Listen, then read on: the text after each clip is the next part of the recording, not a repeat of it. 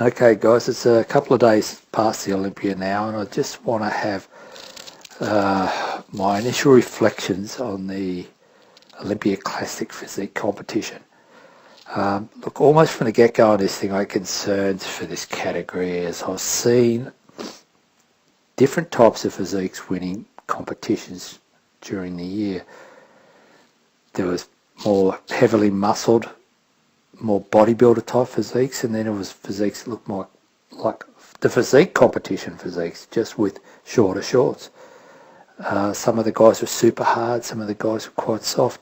It just really worried me that the judges didn't know what was going on, and this was going to be reflected at the Olympia. And it was a bloody mess. Danny Hester, first place. He's a lighter muscled guy. He's got weak arms. We've got Sadiq in third. He's pretty much looks like a slightly larger version of his physique body, but with his legs exposed.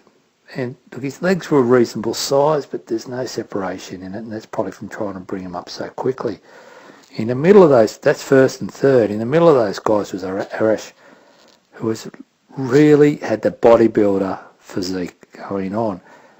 He looked good from the front and back. He had separation, definition, vascularity, had the whole thing. He had a terrible face tan. I don't know what was going on with that. But other than that, he obviously met the height and weight criteria. So why didn't he win? Darren Charles in fifth place. Good arms. Legs were a bit light, but reasonable separation. And Danny Hester didn't seem to have much separation or even quad size at all. Darren had sort of a flat back. There was no consistency with the decisions, and this flowed through the rest of the competitors.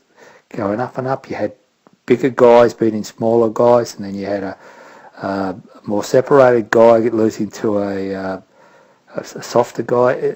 It made no sense. And I really feel for these competitors because they brought in what they thought was the right package, and it didn't work out for all of them. It worked out for Danny Hester, and that's pretty much it. Look, it seems to me this category, going back, was created as a response to the distended stomachs in the open category of the Olympia.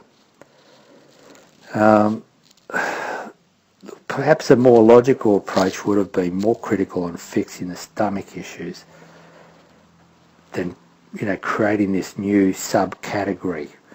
From someone that works in government, this seems all too familiar to me. Adding another level of complexity to a problem, rather than having the guts, excuse the pun, to take a stand and resolving it.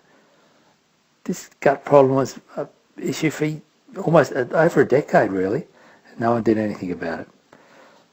They bring in this half-assed, ill-conceived classic physique, and it was a total dud. From face value for me, it appears it's just another IFBB money-making exercise, creating another category that would be socially acceptable and attainable for the general public. But look, wasn't that why the physique was created? And I'll tell you, a lot of these guys are not much different to the physique category. And why didn't they just say, okay, guys in the physique, from now on we're starting to start judging your legs as well. So, lose the ridiculous boardies, which was going back to its creation when it was more of a beach body. Lose those and now start showing your legs. This classic physique, to me, is a failure. I cannot see it going forward at the Olympia level, maybe out there in the,